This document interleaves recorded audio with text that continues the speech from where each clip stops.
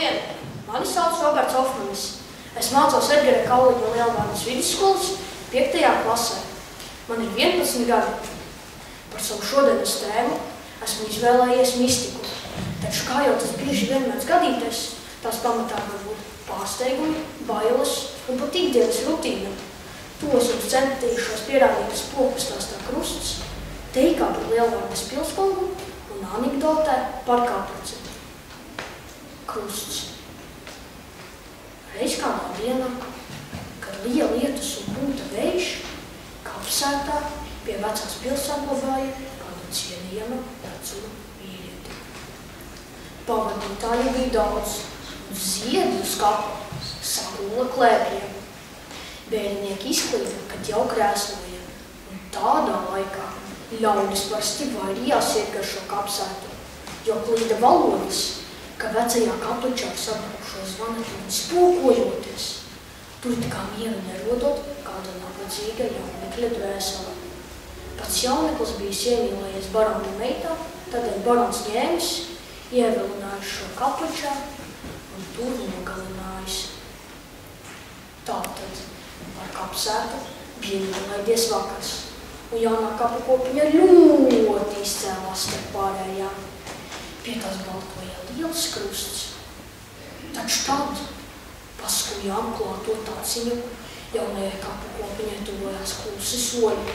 Mācējs piesardzīgi skatīdamies apkārt un norādams piegāja pie jaunās kapu kopiņas, izvilka lielu maisu un sāka tajā past pavadītāju ziedus.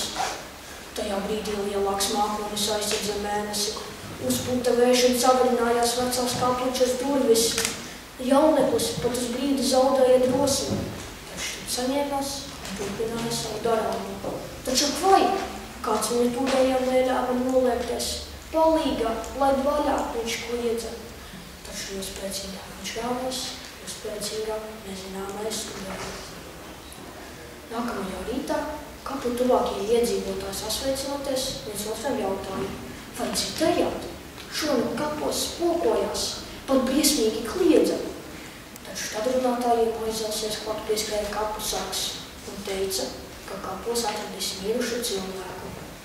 Visi devās turp un atpazina savu kaimiņu. Kāda vecāka dāma jautāja, kas viņam noticis? Kapu saks atbildēja, nesists nekauts. Tik garā mēteļa stūrī aizķēries aiz krusta. Kā jūs domājat, kas bija šis jauneklis? Tas bija vietējais puķu tirgonis.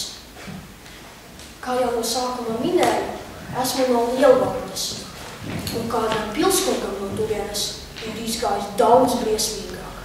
To es jums pastāstīšu teikā par Lielvārdas pilskungu. Lielvārdē reiz dzīvos ļoti bargs kungs.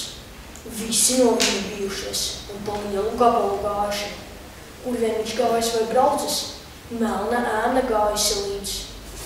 Ļaudi šo ēnu saukuši par velnu.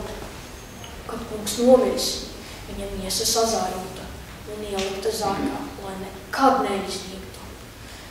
Ratiem priekšā ļoti 6 melni zirgi, lai gan ceļš ir bijis ļoti labs. Zirgi, kas veduši zārku, bijuši caulis lapi. Turpretim citu bērnieku zirgi sausi. Ļaudis teikuši, ka pats velns sēdējis uz zārka un rokā turējis koga dvēseli. Kungs ienesis pagrabā. Tajā pagrabā guldīti visi Lielvārdas un tās apgabala kungi. Kopš tā laika tur zeme uztoties un akmeņi lecot apkārt. Vakaros tur neviens nedrīkstot iet. Taču nevienmēr dzīvē gadās tikai sliktas lietas. Gadās arī labi notikumi. Tādēļ es jums pastāstīšu anekdotu par Kaplici. Kāds vīrs pēc kārtīgas velna dziras lietošanas pamostas kapos uz soliņa. Iet pa kapiem, skatās, kapos vēl tumšs. Skatās, kaprecis vēl kapu. Nodomā, nabadziņu pabaidīt. Pieiet no muguras. Taču kaprecis neliekas nezinis. Taču kaprecis tikai turpina savu darāmu. Vīrs apmet ar roku un dodas uz kapu vārtiņiem. Taču kaprecis viņam jau priekšā ar lāpstu gaida, ievelk vīram ar lāpstu pa galvu un kratot pirkstu saka: pa kapiem vazājies, bet ārā no savas teritorijas gan neliek. Paldies par uzmanību!